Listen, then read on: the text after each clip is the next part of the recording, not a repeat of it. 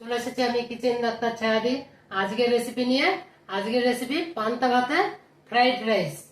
প্রত্যেকের বাড়িতেই মাঝে সাঝে রাতের ভাতটা বেড়ে যায়, সেই ভাতটা কি সকালে ফেলে দেবো? তাই আমার মতন রেসিপি করে খেয়ে দেখুন। আজকে জামাই ষষ্ঠী আছে, জামাইদেরও খাওয়ান, মন ভুলে যাবে। পান্তা ভাতের ফ্রাইড রাইস করার জন্য নিয়ে নিয়েছি এক হাঁড়ি পান্তা ভাতে। নিয়ে নিয়েছি ক্যাপসিকাম, নিয়ে নিয়েছি গাজর, বিনস, নিয়ে নিয়েছি কাঁচা লঙ্কা কুচিয়ে, নিয়েছি 4টে ডিম, নিয়েছি কিশমিশ, কাজু আর শাহগোল, শাহজিরে। কড়াইতে আমি তেল দিয়ে দিয়েছি। এবার আমি ডিমগুলো ফাটিয়ে ভুজিয়া করে নেব। দেখুন ডিমের ভুজিয়াটা হয়ে গেছে, এবার আমি নামিয়ে নিচ্ছি।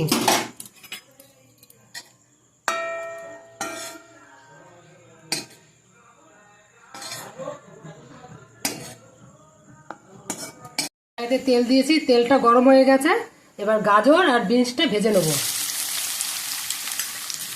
গাজর আর বিনসটা ভাজা হয়ে গেছে, এবার আমি তুলে নিচ্ছি। ক্যাপসিকামটা একদম হালকা ভেজে তুলে নিলাম। কিশমিশটা ভিজিয়ে রেখেছিলাম, একটু ওই তেলেই একটু হালকা ভেজে তুলে নেব। আর কড়াইতে আমি ঘি ঢালবো। ভেজে রাখা বিনস গাজরগুলো দিয়ে দিলাম, আর দিয়ে দেবো কিশমিশ, কাজু, কিছু কাঁচা লঙ্কার কুচি, ডিমের ভুজিয়া, মতন লবণ দিয়ে দিলাম, আর 4 চামচ চিনি দিয়ে দিলাম।